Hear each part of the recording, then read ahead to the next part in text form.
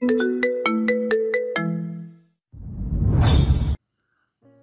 এমন হবে না ডাক্তার সাহেব, আমার মেয়েটাকে সুস্থ করে দিন।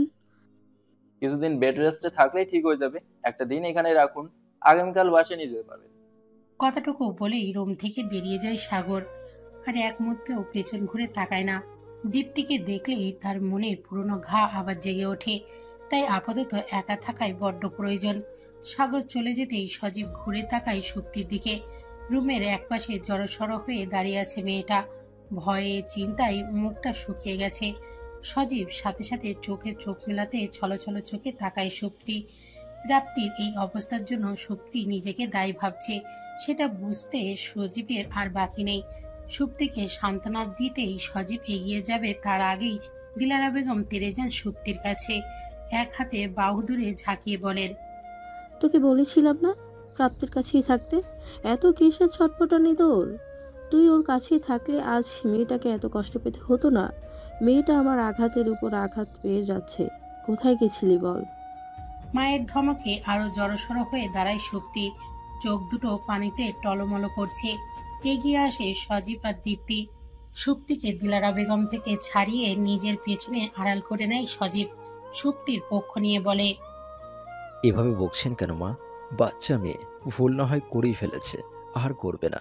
আপনি প্লিজ ওকে বকবেন না। এদিকে সুপ্তিকে বকতে শুনে প্রাপ্তিও অস্থির হয়ে যায়। ওঠার চেষ্টা করে বলে, মা, তুমি ছুটকিকে বকছো কেন? থামবে তুমি? ওখানে ওর তো কোনো দোষ নেই। সবার প্রতিবাদী আওয়াজে থেমে যান দিলারা বেগম। কিন্তু সুপ্তিকে কাঁদিয়ে ছেড়েছেন। এই মেয়েটা বড্ড ছটপটে, একটু শান্তভাবে কোথাও থাকে না। এখন বাজে রাত 9টা। প্রাপ্তির পাশে টুলের ওপর বসে ওষুধগুলো বের করছে সজীব। ওষুধ খাওয়ানোর সময় হয়ে গেছে। দিলারা বেগম, মারুফ সাহেব ও কামরুল সাহেবকে বাসায় পাঠিয়ে দিয়েছে সজীব। যদিও কেউ যেতে চাচ্ছিল না, এক প্রকার জোর করেই সবাইকে বাসায় পাঠিয়ে দিয়েছে।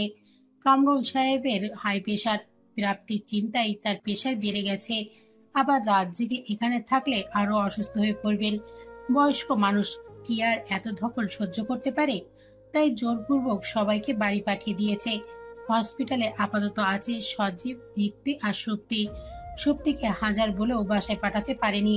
দিলারা বেগমের বকুনি খাওয়ার পর থেকেই মন খারাপ করে প্রাপ্তিকে ধরে বসেছিল। সজীব অনেক বুঝিয়ে মেয়েটাকে স্বাভাবিক করেছে। মন খারাপ দূর করতে শক্তির শখকে জাগিয়ে দিয়েছে।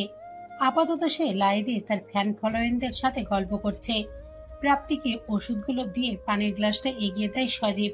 ওষুধগুলো হাতে নিয়ে আশ্চর্য হয়ে যায় প্রাপ্তি। মুখ কাচুমাচু করে বলে, এত ওষুধ কেন দাদা ভাই? এত ওষুধ খেতে আমার একদম ভালো লাগে না। আমি খাবো না, প্লিজ। প্রাপ্তির কথা শুনে ভুরু কোচকায় সজীব। কপাটে রাগ দেখিয়ে বলে, ওষুধ খাবো মানে? ওষুধ না খেলে সুস্থ হবি কিভাবে? শোন প্রাপ্তি, তোকে নিজের পায়ে দাঁড়াতে হবে, একলা চলা শিখতে হবে। অন্যের উপর নির্ভর করে চলা আমি তোকে কখনো শেখাইনি। এমনকি অন্যের ওপর নির্ভরশীল তোকে হতেও দেব না। তাই ওষুধ তো খেতেই হবে। তাই বলে এত ওষুধ? আমার হাত ভরে গেছে ওষুধে। একটা লম্বা নিঃশ্বাস ছাড়ে সজীব। প্রাপ্তিকে বোঝানোর ভঙ্গিতে বলে, এখানে ব্যথার ওষুধের সাথে চোখের ওষুধও আছে প্রাপ্তি। সেইগুলো খাওয়ার কথা তো তোর মনেই থাকে না। এমন করলে কি হবে বল? আমি যে তোকে ভালো করতে চাইছি, সেটা কি বুঝছিস না? এই সপ্তাহে ডক্টরের কাছে যাওয়ার কথা ছিল চোখের চেক আপ করাতে, সেটাও হবে না। অন্তত ওষুধ তো ঠিক মতো খাবি, না হলে আবার চোখের ব্যথা শুরু হবে। আর তর্কে জড়ায় না প্রাপ্তি। সজীবের উপর ওর পুরো বিশ্বাস আছে। তাই আর কোনো কথা না বলে চোখ মুখ কুঁচকে একে একে সব ওষুধ খেয়ে নেয়। হসপিটালের বারান্দায় শেষ প্রান্তে দাঁড়িয়ে ফোনের মধ্যে ডুবে আছে সত্যি। লাইভে এসে তার ফ্যানদের সাথে দুঃখ বিলাস করছে। বোনের দুর্ঘটনার কথা সবার সাথে শেয়ার করে দুঃখ ভাগাভাগি করে নিচ্ছে। এক হাতে ফোন ধরে অন্য হাতে সামনের চুল বারে বারে ঠিক করছে সত্যি। এর ফাঁকে কমেন্ট গুলো পড়ে তার উত্তর দিচ্ছে। এক একজন লিখেছে, আপু তুমি দেখতে খুবই মিষ্টি। প্রশংসা শুনে খুশিতে আকাশে উঠতে থাকে শক্তির মন। পিঠে ডানা থাকলে হয়তো সে সত্যি সত্যি উঠতে শুরু করত। আনন্দে আপ্লুত হয়ে বলে, প্লিজ এভাবে বলো না, আমার লজ্জা লাগে। আর একজন লিখেছে, আপু তুমি এত ভালো কেন? আমাদেরকেও শেখাও এত ভালো হওয়ার রহস্য। দ্বিতীয় কমেন্টে সুপ্তির কল্পনার ডানা যেন দ্বিগুণ বড় হয়ে যায়। মারাত্মক হাসি দিয়ে বলে, আমি জানি আমি অনেক ভালো, কিন্তু কখনো এটা নিয়ে অহংকার করি না। তবে তোমরা চাইলে কিছু টিপস দিতে পারি। এই যেমন ধরো, সবার সাথে ভালো ব্যবহার করা, সবসময় সবার সাথে ভালো ব্যবহার করবে, মিষ্টি করে কথা বলবে, কারোর সাথে কখনো কড়া কণ্ঠে কথা বলবে না। সে তোমার বড় কোনো শত্রু হলেও না, সবসময় ভদ্রতা বজায় রেখে চলবে। আমিও এসব টিপস ফলো করে চলি, সবসময় সবার সাথে ভালো ব্যবহার করি। ভাষা প্রয়োগে তো আমি ভীষণ সচেতন। এমন আরও অনেক কিছুই আছে। নিজের মারাত্মক সব বক্তব্য দিতে দিতে পেছনে হাঁটতে থাকে সুপ্তি। মনোযোগ ফোনের দিকে থাকায় আশেপাশে কি হচ্ছে সেদিকে তার কোনো হেলদোল নেই। এক পর্যায়ে পেছন দিকে হাঁটতে গিয়ে কারোর সাথে ধাক্কা লেগে হুড়মুড়িয়ে ফ্লোরে পড়ে যায় সুপ্তি। হাতের ফোনটা ছিটকে গিয়ে পড়েছে 4-5 হাত দূরে। চোখের চশমা খুলে পাশে পড়ে যায়। একই অবস্থা অপর পাশের ব্যক্তিরও। সেও ফ্লোরে পড়ে গড়াগড়ি খাচ্ছে, পায়ে প্রচন্ড ব্যথা পেয়েছে। এদিকে ধাক্কা খেয়ে মাথা গরম হয়ে গেছে সুপ্তির। পেছনে না ঘুরে ঝাঁঝালো কণ্ঠে বলে, কে রে? কোন কানা? হ্যাঁ, চোখে দেখিস না নাকি ব্যাটা বদ? এমন হাই লেভেলের বকা দিতে দিতে পেছনে ঘুরে তাকাতেই থেমে যায় সুপ্তির মুখ। কয়েক সেকেন্ডের জন্য থেমেই জিভে কামড় দেয়। অঙ্কন ফ্লোরে বসে রক্তচক্ষু নিয়ে তাকিয়ে আছে সুপ্তির দিকে। চেহারায় তার একরাশ বিরক্তি। অঙ্কনের এমন লুক দেখে কিছুটা ভয় পেয়ে যায় সুপ্তি, কিন্তু ভয়টা চেহারায় ফুটে উঠতে দেয় না, কারণ ভয় প্রকাশ করলে লোকটা আরো পেয়ে বসবে। তাই একটা ঢোক গিলে নিজেকে স্বাভাবিক দেখানোর চেষ্টা করে। তাড়াহুড়ো করে উঠে বুক ভর্তি সাহস নিয়ে আবার ঝগড়া শুরু করে। ঝাঁঝালো কণ্ঠে বলে, এই, আপনার সমস্যা কি বলুন তো? যেখানে সেখানে এমন ধাক্কা মারেন কেন গরুর মতো? অঙ্কন উঠে দাঁড়িয়ে সুপ্তির চেয়ে দ্বিগুণ রাগ নিয়ে বলে, হেই লিসেন চাশমিশ, তোমাকে ধাক্কা দেওয়ার আমার কোনো শখ নেই। এমনকি তোমার মুখ দেখতেও আমার বিরক্ত লাগে। আমার কপাল খারাপ, তাই বারে বারে তোমার সাথে দেখা হয়ে যায়। নাহলে আমার এত বেহুদা সময় নেই যে তোমার পেছনে তা নষ্ট করব। সুপ্তিও যেন ঝগড়ায় নতুন সুর পেয়ে গেল। অঙ্কনের কথা শেষ হতেই তালে তাল মিলিয়ে বলে, ওহো, আমি তো ভুলেই গেছিলাম আপনি কত নামি দামি ব্যক্তি। আপনার অত সময় কোথায়? তবে ভাবার বিষয় হলো, আপনি এত এত ব্যস্ততার মধ্যেও আমার সাথে পায়ে পা লাগিয়ে ঝগড়া করতে ভোলেন না। তুমি কি আমাকে ইনডিরেক্টলি ঝগড়ুটে বলছো? সুপ্তি একটা মারাত্মক হাসি দিয়ে বলে, ইনডিরেক্টলি নয়, আমি সরাসরি একদম ডিরেক্টলি আপনাকে ঝগড়ুটে বলছি। রাগে অঙ্কনের চোখ লাল হয়ে গেছে। রাগে ফুঁসে উঠে অঙ্কন বলে, তুমি একটা বিয়াদব, চরম লেভেলের বিয়াদব। বড়দের সম্মান দিতে জানো না? আপনিও একটা গরু, চোখে কম দেখা গরু, কলিজাকাটা ডক্টর। মেয়েদের ধাক্কা না দিলে পেটের ভাত হজম হয় না। ঝগড়া একদম মারাত্মক পর্যায়ে চলে গেছে। এমন সময় সেখানে উপস্থিত হয় অর্পণ। তাড়াহুড়ো পায়ে অঙ্কনের কাছে এসে বলে, প্রাপ্তি কোথায় অঙ্কন? কি হয়েছে ওর? হসপিটালে কেন নিয়ে এসেছে? অঙ্কন রাগে পুরো আগুন হয়ে রয়েছে। অতিরিক্ত রাগ হওয়ায় আশেপাশে কোনো খেয়াল নেই। এটাও মাথা থেকে হারিয়ে গেছে যে সে এখন হসপিটালে দাঁড়িয়ে আছে। রাগের বশে চেঁচিয়ে বলে ওঠে, জাহান নামে গেছে প্রাপ্তি। আমি কোনো প্রাপ্তির খবর টবর জানি না। ভাইয়ের কথা শুনে ভুরু কুঁচকে তাকায় অর্পণ। তীক্ষ্ণ চোখে তাকিয়ে বোঝার চেষ্টা করে এখানে আসলে হয়েছেটা কি। দুজনে রাগে লাল হয়ে যাওয়া মুখ দেখে এটুকু বোঝা যাচ্ছে যে এখানে মারাত্মক লেভেলের ঝগড়া লেগেছে। ব্যাপারটা বুঝতেই চেহারা গম্ভীর করে ফেলে অর্পণ। গম্ভীর কণ্ঠে বলে, এখানে কি হচ্ছে অঙ্কন? এতক্ষণে হুঁশ ফেরে অঙ্কনের। ভাইয়ের গম্ভীর কণ্ঠ শুনে পাশে ফিরে তাকায়। নিজের ভাইকে পাশে দেখে কিছুটা অপ্রস্তুত হয়ে পড়ে অঙ্কন। আমতা আমতা করে বলে, মানে ভাইয়া আসলে। হাতের ইশারায় অঙ্কনকে থামিয়ে দেয় অর্পণ। কণ্ঠ যথাসম্ভব গম্ভীর রেখেই বলে, তুই মানে আমার ভাই একটা মেয়ের সঙ্গে ঝগড়া করছিস, তাও আবার হসপিটালে দাঁড়িয়ে। তোর এত অধপতন হলো কিভাবে? আমার তো বিশ্বাসই হচ্ছে না। ভাইয়ের কথায় কণ্ঠ নরম হয়ে আসে অঙ্কনের। কণ্ঠ নিচে নামিয়ে বলে, আমার কোনো দোষ নেই ভাই। এই মেয়েটা যখনই সামনে এসে কিছু না কিছু গন্ডগোল করে বসে, তাই। অঙ্কনের কথায় সুপ্তির গায়ে যেন জোরে ধাক্কা লাগে। ঝগড়া করার ভঙ্গিতে সুপ্তি বলে, এখন সব দোষ আমার, তাই না? নিজে যে বারে বারে আমাকে ধাক্কা দিয়ে ফেলে দেয় তার বেলায় কিছু নয়, যে এখন যত দোষ সুপ্তি ঘোষ। বিরক্ত লাগে অঙ্কনের। এমনিতেই অঙ্কন বেশি কথা বলা পছন্দ করে না, যত সম্ভব কম কথা বলার চেষ্টা করে।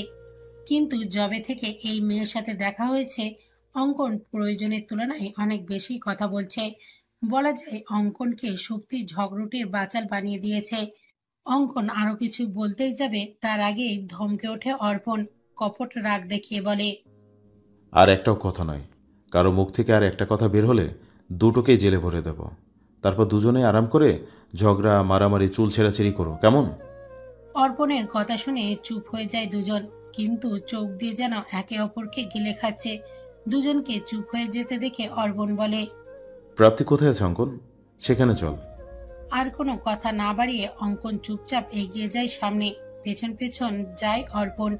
দুজন সামনে এগোতেই সুপ্তি গিয়ে নিজের ফোনটা তোলে। এখনো লাইভ চলছে। ফোনটা নিয়ে ক্যামেরার সামনে এসে একটা বোকা হাসি দিয়ে বলে, আসলে পাশে দুজন ঝগড়া করছিল, আমি তাদেরই বোঝাচ্ছিলাম যে ঝগড়া করা ভালো না। মানুষ যে কেন এত ঝগড়া করে, ভালো ব্যবহার ওরা জানেই না। আচ্ছা, আবার পরে সবার সাথে আড্ডা দিব, কেমন? বাই। বলেই ফোনটা নিয়ে দৌড়ে যায় প্রাপ্তির কাছে। বেডের ওপর আদর্শোয়া হয়ে বসে আছে প্রাপ্তি, পাশেই বসে আছে দীপ্তি। সজীব একটু আগে বেরিয়েছে কোনো জরুরি কাজে, 1 ঘন্টা পর চলে আসবে বলে গেছে। এমন সময় হুড়মুড়িয়ে রুমে ঢোকে অর্পণ আর অঙ্কন। রুমে ঢুকেই অর্পণ ব্যস্ত পায়ে এগিয়ে আসে প্রাপ্তির কাছে। আশেপাশে তাকানোর কথা খেয়ালই নেই। প্রাপ্তির পায়ের কাছে হাঁটু মুড়ে বসে ব্যস্ত কণ্ঠে বলে, এসব হলো কিভাবে? আর কি করতে গিয়েছিলে তুমি? আর বাসার সবাই কোথায় গিয়েছিল? আমি যে সবাইকে বলেছিলাম তোমার খেয়াল রাখতে, তাহলে কোথায় ছিল সবাই? কি হলো, কথা বলছো না কেন? পুরো রুম জুড়ে নিস্তব্ধতা ছড়িয়ে পড়েছে। অর্পণের আওয়াজ ছাড়া আর কারোর আওয়াজ শোনা যাচ্ছে না। সবাই অবাক হয়ে তাকিয়ে আছে অর্পণের দিকে। অর্পণের এই অস্থিরতার কারণ কারোর মাথায় ঢুকছে না। সবাইকে চুপ থাকতে দেখে সবার দিকে এক নজর তাকায় অর্পণ। সুপ্তিকে চোখে পড়তে ধমকে সুরে বলে, আর তুমি কোথায় ছিলে? সবসময় তো বোনের সাথে আঠার মতো লেগে থাকো, তাহলে এই ঘটনা ঘটলো কিভাবে? বলেই উত্তরের আশায় তাকিয়ে থাকে। এতক্ষণে মুখ খুলে প্রাপ্তি সন্ধিহান কণ্ঠে বলে, ব্যাপারটা কি বলুন তো অফিসার, একটু বেশি বেশি হয়ে যাচ্ছে না? অ্যাক্সিডেন্ট আমার হয়েছে, আপনার না। তাহলে আপনি এত চেঁচামেচি করছেন কেন? যদি আমার কিছু হয়ও তাতে আপনার কি? টনক নড়ে অর্পণের। উত্তেজনায় যে আবেগটা প্রকাশ করে ফেলেছে সেটা বেশ বুঝতে পারছে। সবার কৌতূহলী চেহারার দিকে একবার চোখ বুলিয়ে নেয় অর্পণ। নিজেকে নির্দোষ প্রমাণ করতে বলে, ভুলে যেও না, তুমি একটা কেসের সাথে সরাসরি জড়িত প্রাপ্তি, আর সেই কেস হ্যান্ডেল করছি আমি। তাই তোমার কিছু হওয়া মানে আমার বিশাল ক্ষতি। তোমাকে আমার প্রয়োজন প্রাপ্তি, তাই তোমার সুস্থতা আমার জন্য খুবই জরুরি। ভুরু কুঁচকে যায় প্রাপ্তির। অর্পণের কথার ভিন্ন মানে খুঁজে পাচ্ছে না প্রাপ্তি।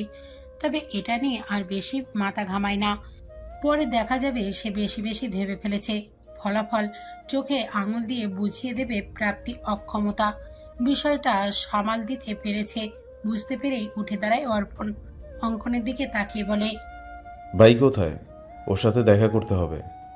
ভাই ওর কেবিনে আছে, চলো।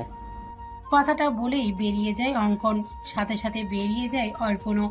দরজার কাছে গিয়ে পা থামিয়ে দেয় অর্পণ, পেছন ঘুরে তাকায় প্রাপ্তির দিকে। প্রাপ্তি আদর্শহ হয়ে বসে সামনের দিকেই তাকিয়ে আছে। সামনে দেখার মতো কিছুই নেই, তবুও তার দৃষ্টি সামনে। যদিও বিষয়টা স্বাভাবিক, কারণ প্রাপ্তি তো চোখেই দেখে না, তাই আশেপাশে কে আছে সেটা দেখবে কিভাবে। মনটা খারাপ হয়ে যায় অর্পণের। প্রাপ্তির এই অক্ষমতা অর্পণকে বড্ড কষ্ট দিচ্ছে। এই সত্যিটা কি কোনোদিন বদলাবে না? ধুলোবালিতে পরিপূর্ণ অন্ধকারে একটা ঘরে প্রবেশ করে কেউ। দরজার থেকে কিছুটা দূরে চেয়ারে হাত পা বেঁধে রাখা হয়েছে একজন ব্যক্তিকে। দুই পাশে দুজন লোক লাঠি হাতে দাঁড়িয়ে চেয়ারের বাঁধা ব্যক্তিকে মারতে মারতে হাঁপিয়ে গেছে দুজন। তবুও সে নির্বিকার, মুখ থেকে একটা আওয়াজও বের হচ্ছে না। একটু পরেই চেয়ারে বাঁধা লোকটার সামনে এসে দাঁড়ায় কালো পোশাক পরিহিত কেউ। তাকে উদ্দেশ্য করে লাঠি হাতে দুজন লোক বলে, অনেক মেরেছি বস, তবুও মুখ খুলছে না। কথাটা বলেই রক্ত লাল চোখে তাকায় চেয়ারে বেঁধে রাখা লোকটার দিকে। গলাটা চেপে ধরে নিচু করে রাখা মাথাটা উঁচু করে ধরে হিংস্র কণ্ঠে বলে, এখনো সময় আছে, মুখ খোল। বলে দে মেয়েগুলো কোথায়। এতক্ষণে মুখ খুলে চেয়ারে বেঁধে রাখা ব্যক্তি তার উচ্চ হাসিতে কেঁপে উঠে পুরো ঘর। হাসতে হাসতে বলে, মেয়েগুলোকে তুই কোনোদিন পাবি না, তোর উদ্দেশ্য কোনোদিন পূরণ হবে না। তাই কে আটকাবে আমাকে? আবারও উচ্চস্বরে হেসে ওঠে চেয়ারের বাঁধা ব্যক্তি। হাসতে হাসতে এক পর্যায়ে হাসি থামিয়ে দেয়। চেহারা শক্ত করে বলে, অপূর্ণ এসে গেছে তোর জন্য, আজ না হোক কাল তোদের কাছ থেকে ঠিক পৌঁছে যাবে। তাই বলছি, আমাকে মেরে ফেল। আমি বেঁচে থাকলে তোরা বাঁচবি না, কারণ তোদের পাপের রাজ্য ধ্বংসর পথে। কথাটা বলেই অট্ট হাসিতে ফেটে পড়ে। পুরো ঘরময় ছড়িয়ে পড়ে তার হাসির শব্দ। চেয়ারে বেঁধে রাখা ব্যক্তির এত আনন্দময়ী হাসি সহ্য হচ্ছে না তাদের বসের। মুখটা আরো শক্ত করে চেপে ধরে দাঁতে দাঁত চেপে বলে, খুব সাহস বেড়ে গেছে তাই না রুহুল? এই, তোর প্রাণের ভয় নেই? বলছি তো মেরে ফেল আমাকে। এখনো বুঝিস না প্রাণের ভয় আছে কিনা? মরতে তো তোকে হবেই, তবে এত সহজে তোকে মারবো না। তোকে তো তিলে তিলে মারবো। আমার সাথে বিশ্বাসঘাতকতা করার শাস্তি তোকে তো পেতেই হবে। এত কষ্ট দেব যে মরণ ভিক্ষা চাইবি আমার কাছে, তবুও মারবো না। তাহলে তৈরি হয়ে নে, তোর মরণ চলে এসেছে। রুহুলের এমন নির্বিকার আচরণ দেখে রাগে ফুঁসে ওঠে বস সম্বোধন করা ব্যক্তি।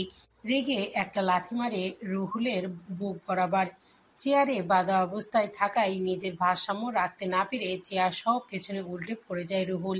ব্যথায় মুখ থেকে বের হয় মৃদু আর্তনাদ। অস্পষ্ট স্বরে গোঙাতে থাকে। একেধারে মারার ফলে শরীরে বিভিন্ন জায়গায় রক্ত জমে কালশিটে দাগ হয়ে গেছে। কিছু কিছু অংশেও ফেটে রক্ত বের হচ্ছে। শরীরটা ব্যথায় নীল রং ধারণ করেছে। শত চেষ্টা করেও আর সহ্য করতে পারছে না রুহুল। মুখ থেকে হালকা গোগানির মতো আওয়াজ বের হচ্ছে। রুহুলের গোগানের আওয়াজ শুনে বাঁকা হাসে তাদের বস। যেন রুহুলকে কষ্ট দিতে পেরে মনে পৈশাচিক আনন্দ পাচ্ছে। চেয়ার নিয়ে উল্টে হয়ে পড়ে থাকা রুহুলের সামনে দাঁড়িয়ে ঝুঁকে বলে, বউয়ের শোক শেষ হয়ে গেছে মনে হয়। তোকে আবার কোনো শোক দিতে হবে, না হলে তুই মুখ খুলবি না। আবারও হেসে ওঠে রুহুল। হুহা করে হাসতে হাসতে বলে, সব তো কেড়ে নিয়েছিস, আর কিছু হারানোর নেই আমার। আছে শুধু দেহের এই প্রাণটা, এটাও নিয়ে নে, তাহলে তোর প্রতিশোধ নেওয়া যাবে। বস আরো একটু ঝুঁকে আসে। রুহুলের কানের কাছে মুখ নিয়ে ফিসফিস করে বলে, কে বলেছে কিছু নেই? তোর বোনের কথা যে আমি জেনে গেছি রুহুল। আর কিভাবে জেনেছি জানিস? বলতো কিভাবে? আচ্ছা চল আমি বলি। যে তোদের বাঁচাবে বলে তুই দিবারাত্রি স্বপ্ন দেখছিস, তার মধ্যেই জেনেছি। হ্যাঁ, অর্পণের মাধ্যমেই জেনেছি। ছেলেটা আসলেই খুব বুদ্ধিমান।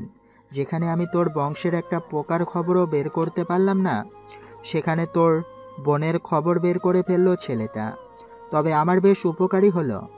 এবার তোর বউয়ের সাথে যা হয়েছে সেটা যদি তোর বোনের সাথে হয়, কেমন হবে ব্যাপারটা? বোনের নাম শুনতেই ভয়ে চমকে ওঠে রুহুল। বকুলের খবর যে ওরা জেনে যাবে সেটা রুহুল কল্পনাও করেনি। বোনের ক্ষতির আশঙ্কা করতেই তেতে ওঠে বোনকে বাঁচাতে। হিংস্র কণ্ঠে চেঁচিয়ে বলে, আমার বোনের গায়ে একটা আঁচড় লাগলে তোকে খুন করে ফেলবো, তার বাচ্চা। রুহুলের চেঁচামেচি শুনে পৈশাচিক আনন্দে মেতে ওঠে বস। অট্টহাসিতে ফেটে পড়ে। হেসে ওঠে রুমে উপস্থিত বাকি দুজন চেলাও। সবাই শয়তানি হাসিতে ছমছমে করে ওঠে পুরো ঘর। এই যেন এক ভয়ঙ্কর পরিবেশ। হাসি থামিয়ে বস বলে, ভয় লাগছে রুহুল? ভয় লাগছে তাই না? এটাই তো আমি চাই, তুই ভয় পাবি, চেঁচাবি, কাঁদবি, আপনজনকে বাঁচাতে কাকুতি মিনতি করবি, তবুও বাঁচাতে পারবি না। কথাগুলো বলেই উঠে দাঁড়ায় বস। লাঠি হাতে দাঁড়ানো দুজনকে উদ্দেশ্য করে বলে, ওকে আজ এভাবেই ফেলে রাখ, কাল সকালে খেতে দেওয়ার সময় তুলবি। আর মনে রাখিস, ওকে মরতে দেওয়া যাবে না। ও মরলে আমার কোটি টাকা লোকসান হবে, তাই একে বাঁচিয়ে রাখা দরকার। আমি গিয়ে ওর বোনের ব্যবস্থা করি, এবার দেখি ও কিভাবে মুখ না খোলে।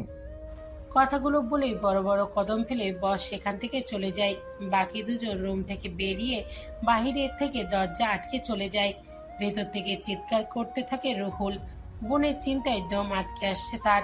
এতদিন বোনকে সবার চোখের আড়াল করে রেখেছিল, যাতে তার বোনের কোনো বিপদ না হয়। কিন্তু শেষ রক্ষা হলো না। ওরা তো জেনেই গেল বকুলের কথা। এখন সে আর বোনকে কিভাবে বাঁচাবে? কি করবে রুহুল? পাগল পাগল লাগছে নিজেকে। সবকিছু এলোমেলো হয়ে যাচ্ছে। এক পর্যায়ে কান্নায় ভেঙে পড়ে রুহুল। কথাই আছে, পুরুষ মানুষের কাঁদে নেই। কিন্তু ভাগ্যের এই নির্মম পরিণতি থেকে রুহুলের শক্তপোক্ত পুরুষ সত্তাও দুর্বল হয়ে এসেছে। বুক ফেটে বেরিয়ে আসছে হাহাকার। স্ত্রীকে সে বাঁচাতে পারেনি, চোখের সামনে দেখছে তার নির্মম পরিণতি। নিজের কানে শুনেছে ভালোবাসা মানুষের একা একটা আর্তচিৎকার, কিন্তু কিছু করতে পারেনি রুহুল। এখন বোনটাকেও কি বাঁচাতে পারবে না? কি করবে এখন সে? এক পর্যায়ে চিৎকার করে কাঁদতে কাঁদতে বলে, অপূর্ণ ভাই, আমার সব ধ্বংস হয়ে যাচ্ছে। আমার বোনকে বাঁচাও ভাই, এই সমাজকে বাঁচাও, তোমার আপনজনদের বাঁচাও। তোমার পেছনে যে বড় শত্রু লেগেছে, অনেক বড় ষড়যন্ত্র হচ্ছে। ওরা তোমার থেকে সব কেড়ে নেবে, সব। ঠিক আমার মতো। সময় থাকতে শত্রুকে চিনে নাও, সব কিছু বাঁচিয়ে নাও। কথাগুলো বলতে বলতে কান্নায় ভেঙে পড়ে রুহুল। বন্ধ ঘরের প্রতিটি দেয়ালে প্রতিধ্বনি হয়ে বাজতে থাকে রুহুলের এক একটা হাহাকার। মনে হচ্ছে রুহুলের সাথে ঘরের দেয়ালগুলো চিৎকার করে কাঁদছে। সকালে প্রাপ্তিকে বাড়িতে নিয়ে আসা হয়েছে। রুমে এনে প্রাপ্তিকে বিছানায় সযত্নে বসিয়ে দেয় সজীব। সারা রাত বাড়ি ফেরেনি, তাই সকাল সকাল তার মা ফোন দিয়ে বলেছে দীপ্তিকে নিয়ে তাড়াতাড়ি বাড়ি ফিরতে। প্রাপ্তিকে ঠিক মতো বাসায় পৌঁছে দিয়ে এবার সজীব শান্তি পেয়েছে। প্রাপ্তির পায়ের নিচে একটা বালিশ দিয়ে উঠে দাঁড়ায় সজীব। পেছনে ঘুরে দীপ্তিকে উদ্দেশ্য করে বলে, চলো বাসায় ফিরতে হবে, আম্মা ফোন করেছিলেন। তুমি চলো, আমি 2 মিনিট আসছি। দীপ্তির কথায় সম্মতি জানিয়ে সজীব নিচে নেমে যায়। সজীব রুম থেকে বের হতে প্রাপ্তির দিকে তাকায় দীপ্তি। প্রাপ্তি সামনের দিকে একভাবে তাকিয়ে চুপচাপ বসে আছে। খুব সাবধানেই শক্তির হাত ধরে শক্তিকে ব্যালকনিতে নিয়ে যায় দীপ্তি। ফোনের আচরণে ভুরু কুঁচকে তাকায় শক্তি। প্রশ্নবোধক কণ্ঠে বলে, এখানে কেন নিয়ে আসলে বড় আপি?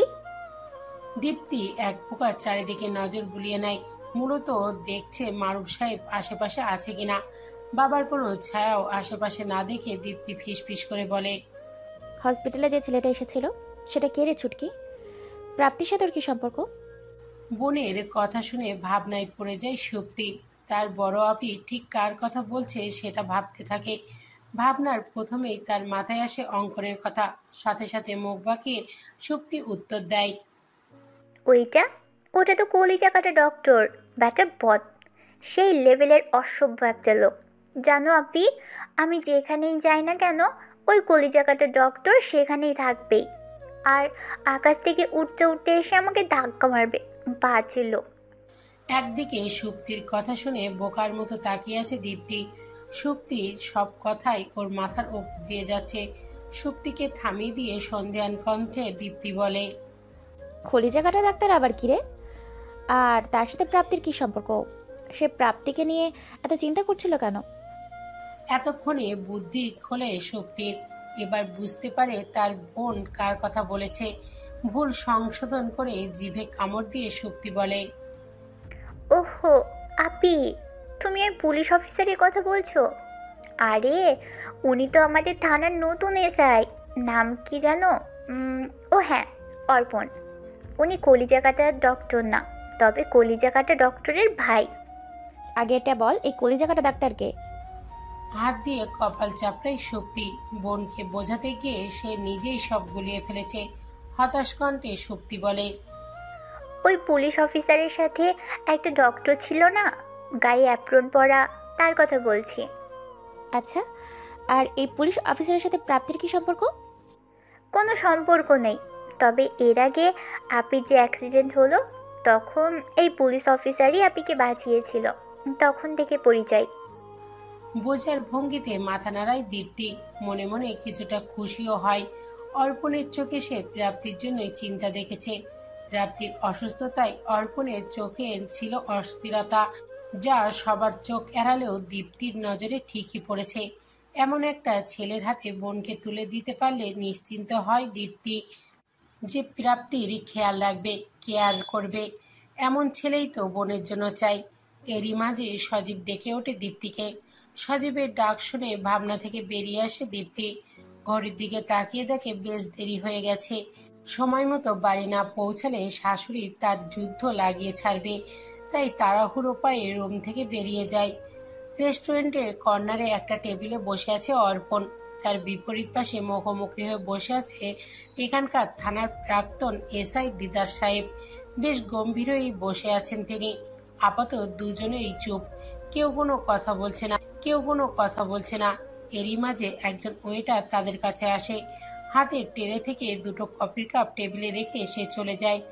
ওয়েটার চলে যেতেই একটা কফির কাপ হাতে নেন দিদার সাহেব। গরম গরম কফিতে একটা চুমুক দিয়ে দিদার সাহেব গম্ভীর কণ্ঠে বলেন, কাজ কত দূর? এখনো কোনো খবর পাইনি স্যার।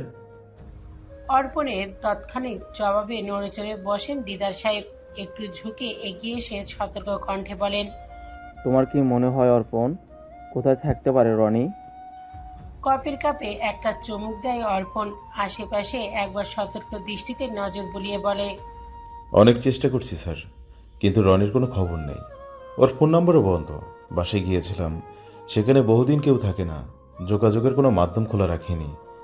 জানি না ছেলেটা কোথায় আছে, কি অবস্থায় আছে। অর্পণের কথা শুনে চিন্তায় পড়ে যায় দিদার সাহেব। চিন্তিত ভঙ্গিতে হাতের আঙুল দিয়ে কপাল স্লাইড করতে থাকেন। অর্পণের মতো রনিও তার পছন্দের একজন পুলিশ অফিসার, তাই রনিকেই প্রথম তিনি এই কেসটা দিয়েছিলেন। রনি নিজের মতো করে কাজ করছিল, কিন্তু হঠাৎ করেই ছেলেটা গায়েব হয়ে যায়। কোথায় গেছে, কি হয়েছে তার সাথে, সেটা কেউ জানে না। রনির পর অর্পণ হলো দিদার সাহেবের ভরসার জায়গা, তাই তিনি অর্পণকে এই কেসের দায়িত্ব দিয়েছে। চাকরির বয়স শেষ দিদার সাহেবের, অবসরে গেছে কয়েক মাস হলো, কিন্তু প্রিয় মানুষগুলোর বিপদ দেখে চুপচাপ বসে থাকতে পারছে না। হাতে ক্ষমতা না থাকলেও নিজের মতো করে চেষ্টা চালিয়ে যাচ্ছেন তিনি। তার কথাতেই রনি ছদ্মবেশে ঘুরে বেড়াচ্ছিল অপরাধীদের মধ্যে, তাদের হাতে নাতে ধরার জন্য। এখন চিন্তা হচ্ছে বিষয়টা নিয়ে, ওরা আবার রনিকে চিনে ফেলেনি তো? ছেলেটার কোনো বিপদ হয়নি তো? যদি তাই হয় তাহলে রনির বিপদে পড়ার জন্য দায়ী দিদার সাহেব। তাই চিন্তায় তার ঘুম হারিয়ে গেছে। রনিকে খুঁজে না পাওয়া পর্যন্ত তিনি শান্তি পাচ্ছে না। নীরবতায় ভঙ্গ হয় অর্পণের ফোনের আওয়াজে। দুজনেই চিন্তার মাঝে অর্পণের ফোনে একটাই মেসেজ নোটিফিকেশন আসে। আনমনেই ফোনে হাত দিয়ে এক নজর দেখে আবার টেবিলে রেখে দেয় অর্পণ। হঠাৎ কিছু একটা মনে পড়তেই চকিত ভঙ্গিতে তাকায় অর্পণ। তাড়াহুড়ো করে ফোনটা হাতে নিয়ে মেসেজটা চেক করে। একটা অচেনা নাম্বার থেকে মেসেজ এসেছে। সেখানে লেখা আছে, বকুলের প্রাণ সংশয় আছে, তাকে বাঁচাও। ব্যাস এটুকুই। মেসেজটা পড়তেই ভুরু কুঁচকে যায় অর্পণের। কৌতূহল বশত নাম্বারটাতে ফোন করে, কিন্তু নাম্বার বন্ধ দেখাচ্ছে। আশ্চর্য হয়ে যায় অর্পণ। এইমাত্র মেসেজ দিয়ে সাথে সাথে ফোন বন্ধ করে ফেলেছে। কি হতে পারে এটা? তবে এত কিছু আপাতত ভাবার সময় নেই। যদি সত্যিই বকুলের বিপদ হয়, বাচ্চাটা নিজেকে রক্ষা করবে কিভাবে? অর্পণের চিন্তিত মুখ দেখে ভুরু কুঁচকে তাকায় দিদার সাহেব। কৌতূহলী কণ্ঠে বলেন, সব ঠিক আছে অর্পণ, কিছু কি হয়েছে? দিদার সাহেবের কথার মাঝেই দাঁড়িয়ে পড়ে অর্পণ। ব্যস্ত কণ্ঠে বলে, স্যার, আমার এখনই বেরোতে হবে। রুহুল নামক ছেলেটার বোন বকুল বিপদে পড়েছে। আমার ওখানে যাওয়া জরুরি। আপনার সাথে আবার পরে দেখা করছি। এটুকু বলেই দৌড়ে সেখান থেকে বেরিয়ে যায় অর্পণ। অর্পণ জানে না কে মেসেজটা দিয়েছে। কথাটা আদৌ সত্যি নাকি মিথ্যে সেটাও জানে না। তবে যদি সত্যিই বকুলের বিপদ হয় আর সেটা জেনেও অর্পণ তাকে বাঁচাতে না পারে, তাহলে অর্পণ নিজেকে কখনো ক্ষমা করতে পারবে না। তাই সব চিন্তা বাদ দিয়ে ছুটে যায় বকুলকে বাঁচানোর উদ্দেশ্যে। নিজের ঘরে বিছানায় আদশোয়া হয়ে বসে হেডফোনে গান শুনছে প্রাপ্তি। পাশেই শক্তি বসে ল্যাপটপে মুভি দেখছে। এমন সময় মারুফ সাহেব সেখানে উপস্থিত হন। বাবার উপস্থিত বুঝতে পেরে চোখ তুলে তাকায় শক্তি। সামনে নিজের বাবাকে দেখে ল্যাপটপ থেকে মনোযোগ সরিয়ে বলে, আব্বু, তুমি এখানে? কোনো দরকার? শক্তির মুখে আব্বু ডাক শুনে সোজা হয়ে বসে প্রাপ্তি। কান থেকে হেডফোন খুলে পাশে রেখে দেয়। সামনে হাত বাড়িয়ে নিজের বাবাকে খুঁজতে খুঁজতে বলে, কখন এলে আব্বু? বসো। প্রাপ্তিকে হাত বাড়িয়ে হাত হাতে দেখে মেয়ের হাত ধরে ফেলেন মারুফ সাহেব, যেন হাত ধরেই তার উপস্থিতি জানান দিচ্ছে। মেয়ের পাশে বসে মাথায় হাত বুলিয়ে দিয়ে বলেন, মাত্রই এসেছে, এখন কেমন আছে আম্মু? পায়ের ব্যথা কমেছে? প্রাপ্তি মাথা নাড়িয়ে সম্মতি জানায়। প্রাপ্তির সম্মতি পেয়ে স্বস্তির নিঃশ্বাস ছাড়েন মারুফ সাহেব। এরপর সুপ্তির দিকে তাকিয়ে বলে, সুপ্তি আম্মু, বাবার জন্য এক গ্লাস শরবত বানিয়ে আনো তো, খুব গরম লাগছে। বাবার কথা শুনে তখনই সুপ্তি উঠে চলে যায় রান্নাঘরের দিকে। সুপ্তি চলে যেতে প্রাপ্তির দিকে ঘুরে বসেন মারুফ সাহেব। মেয়ের হাত মুঠো করে ধরে বলেন, একটা কথা বলবো প্রাপ্তি, বাবার কথা রাখবে? ভুরু কুচকে যায় প্রাপ্তির। বাবা ঠিক কি বলতে চাইছে ভুরু কুচকে প্রাপ্তি জবাব দেয়, জি বলো আব্বু, তোমার কথা কি আমি কখনো অমান্য করেছি? ভরসা পান মারুফ সাহেব। ভনিতা না করেই সরাসরি বলেন, সব বাবাই তার সন্তানের ভালো চাই, তার মেয়ের ভালো, কোথাও বিয়ে হোক, তার মেয়ের সুখী হোক, এটাই চাই। আমিও তার ব্যতিক্রম নই, আমিও যে আমার মেয়েদের ভালো চাই। তাই সব দিক চিন্তা করে আমি তোমার বিয়ে দেওয়ার সিদ্ধান্ত নিয়েছি। এখন তোমার মতামত কি আম্মু? বিয়ের কথা শুনে স্তব্ধ হয়ে যায় প্রাপ্তি। কয়েক মুহূর্তের জন্য মুখের ভাষা হারিয়ে ফেলে। তারপর নিজেকে সামলে জবাব দেয়, এসব কি বলছো আব্বু? তাছাড়া তোমার অন্ধ মেয়েকে কে বিয়ে করবে? প্রাপ্তির মুখে অন্ধ নামটা শুনে মন খারাপ হয়ে যায় মারুফ সাহেব। প্রতিবাদ করে তিনি বলেন, এভাবে আর কখনো বলবে না প্রাপ্তি। আমার মেয়ে সবার সেরা, কোনো কমতি নেই তার মাঝে। আর তারা সব জানে, সবটা জেনেই বিয়ের সম্বন্ধ নিয়ে এসেছে। তাছাড়া দেখতে আসলেই তো বিয়ে হয়ে যায় না। বাবার কথা শুনে মাথা নিচু করে ফেলেন প্রাপ্তি। মনে মনে তাচ্ছিল্য হাসে। ধীর কণ্ঠে বলে, তাহলে সব ঠিক করেই ফেলেছো? বেশ, আসতে বলো, দেখে যাক তারা। হে আর এমন কি? মেয়ে সম্মতি পেয়ে খুশি হয়ে যান মারুফ সাহেব। হাসি মুখে বলেন, বারে বারে ফোন করে জানতে চাইছিল তারা আসবে কিনা। আমি কোনো জবাব দিতে পারছিলাম না, এখন শান্তি পেলাম। এরই মাঝে সেখানে সুপ্তি চলে আসে। সুপ্তির হাত থেকে শরবতের গ্লাসটা নিয়ে মারুফ সাহেব হাসি মুখে চলে যান। এদিকে বাবার হাসি মুখ দেখে ভুরু কুচকে যায় সুপ্তির। হঠাৎ তার বাবা এত খুশি হয়ে গেল কেন?